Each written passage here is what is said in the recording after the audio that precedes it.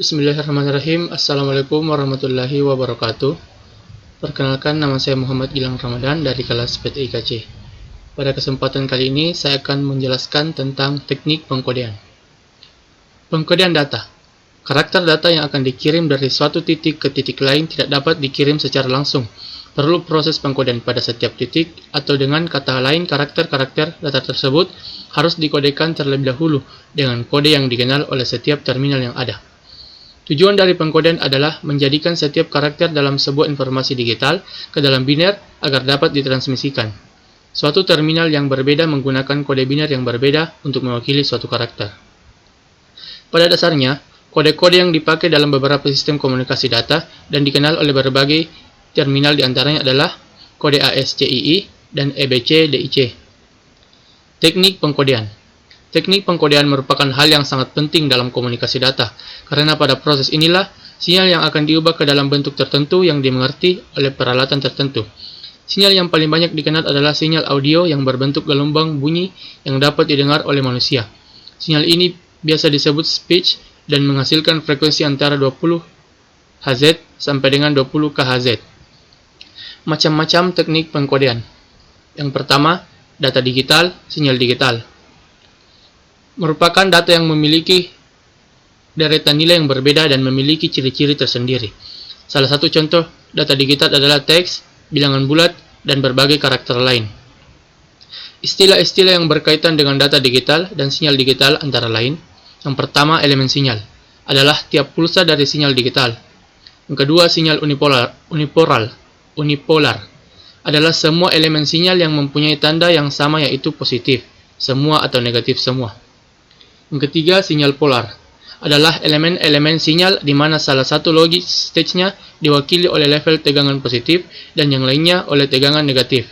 Yang keempat, durasi atau lebar suatu bit adalah waktu yang diperlukan oleh transmitter untuk memancarkan bit tersebut. Kelima, modulasi rate adalah kecepatan di mana level sinyal berubah dinyatakan dalam bauds atau elemen sinyal per detik. Dan yang terakhir, mark and space menyatakan digit biner 1 dan 0. Tugas pesawat penerima dalam mengartikan sinyal digital. Yang pertama, receiver harus mengetahui timing dari tiap bit. Yang kedua, receiver harus menentukan apakah level sinyal dalam posisi bit high atau low. Tugas ini dilaksanakan dengan mensampling tiap posisi bit pada tengah-tengah interval dan membandingkan nilainya dengan threshold.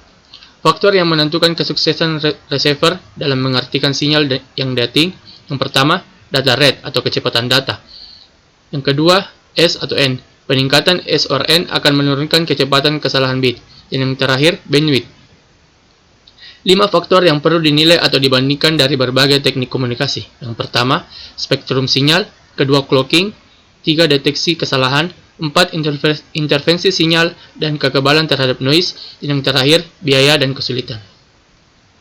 Yang kedua, data digital dan sinyal analog. Penggunaan yang umum transmisi data digital dengan menggunakan sinyal analog adalah public telephone network. Perangkat yang dipakai adalah modem, modulasi, demodulasi yang mengubah data digital ke sinyal analog dan sebaliknya. Teknik-teknik penyandian.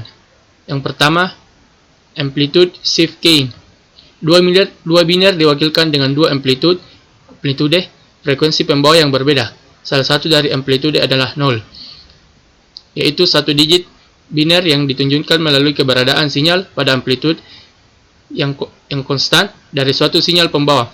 Kecepatan data hanya sampai 1200 bps. Teknik ASK dipakai untuk transmisi data digital melalui serat optik. Yang kedua, frekuensi shift keying. Dua biner diwakili dua frekuensi berbeda yang dekat dengan pembawa frekuensi. Banyak dipakai untuk transmisi radio frekuensi tinggi dan juga jaringan lokal dengan frekuensi tinggi yang memakai kabel koaksial. Ketiga, phase shift keying.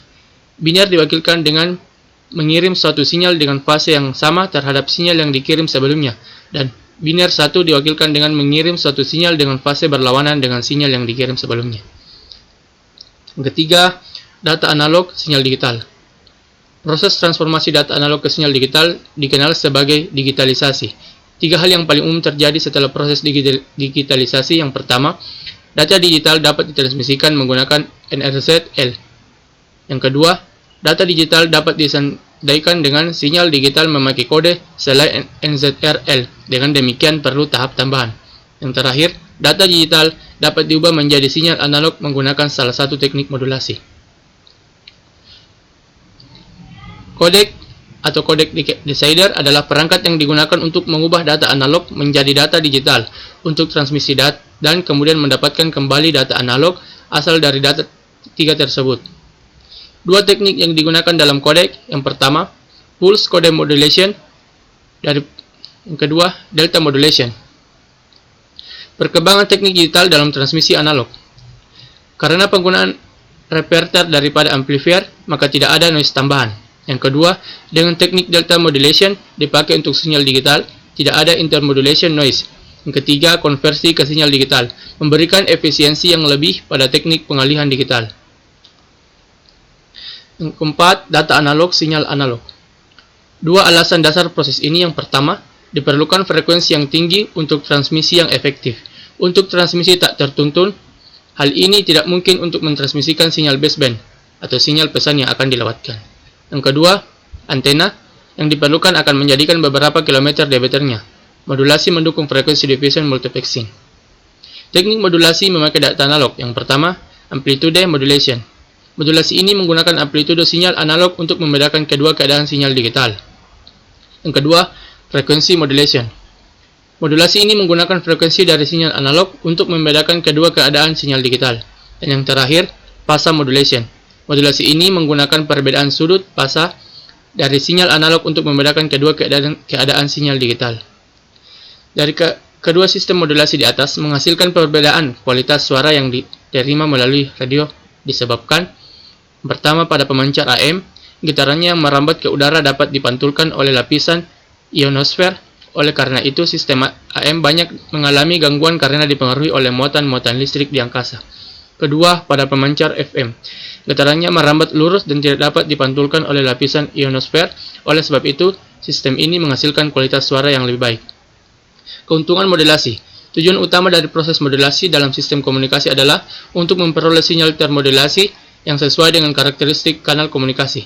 Keuntungan yang dapat diperoleh dari proses modulasi ini antara lain: pertama, efisiensi transmisi; yang kedua, multiplexing; ketiga, mengatasi batasan peralatan; dan yang terakhir, penanganan frekuensi dalam suatu area. Mungkin cukup sekian penjelasan tentang teknik pengkodean. Wassalamualaikum warahmatullahi wabarakatuh.